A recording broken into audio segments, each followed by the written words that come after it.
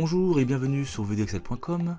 Dans cette vidéo, nous allons essayer de compter ici le nombre de fois que les trois critères ici réunis sont réunis. Donc ici concrètement, nous avons produit A, Marseille et magasin A.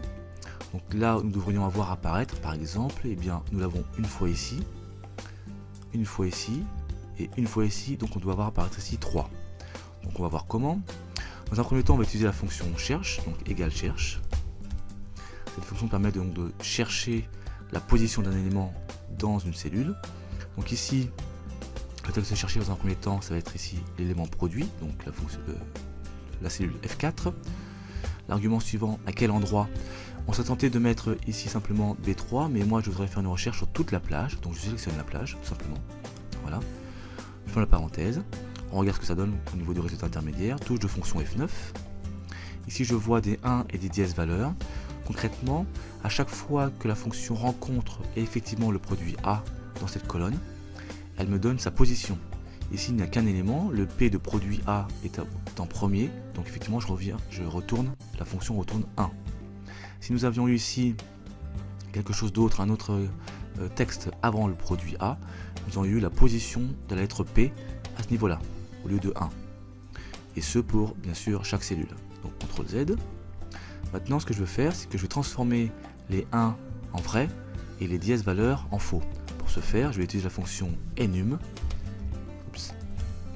Donc la fonction enum, donc, qui veut dire est numérique. Est-ce que l'élément que je trouve à l'intérieur de ma parenthèse est numérique ou pas? Une fonction booléenne, elle renvoie vrai ou faux. Touche de fonction F9, effectivement, je n'ai que des vrais ou des faux. Vrai quand je rencontre effectivement le produit A qui était donc 1 et à l'inverse faux. CTRL Z. Alors pourquoi avoir des vrais et des faux? Tout simplement parce que je vais faire la même chose pour Marseille, enfin pour la région ici et pour le magasin. Et grâce à la fonction somme prod, je vais pouvoir justement multiplier mes vrais et mes faux entre eux, qui correspondent en fait à des 1 ou des 0, et faire la somme de tout cela pour avoir finalement mon résultat final. Donc ici je vais continuer. On me demande plusieurs matrices, mais je peux faire l'ensemble tout dans une seule matrice. Donc je vais multiplier. Voilà. Multiplier par, eh bien, je veux que cette région-ci, alors je vais mettre une parenthèse, sinon ça va pas aller. Je veux donc que cette région-ci soit, alors, pas de souci, voilà, quand on va un peu trop vite, voilà, donc cette région-ci soit égale, eh bien, à cette plage. Je ferme la parenthèse. Là encore, bien entendu, si je vérifie, je vais avoir des vrais ou des faux, touche de fonction F9, voilà. Donc ici, à chaque fois que Marseille correspond effectivement à Marseille, je vais avoir vrai, et donc à contraire, j'aurai des faux. CTRL Z, je continue, multiplier par, toujours le même principe, j'ouvre une parenthèse, je choisis mon magasin, je veux que celui-ci soit égal à cette plage, je ferme la parenthèse, pour la fonction SUMPROD et je valide. Ici je trouve 3. Donc effectivement, j'ai bien 3 fois les critères réunis, produit A, Marseille et magasin A, une première fois ici. Ensuite, produit A, Marseille, magasin A ici. Et finalement, produit A, Marseille, magasin A ici. Si je supprime par exemple ici et je mets magasin G par exemple, voilà, hop, on a bien 2 ici qui apparaît.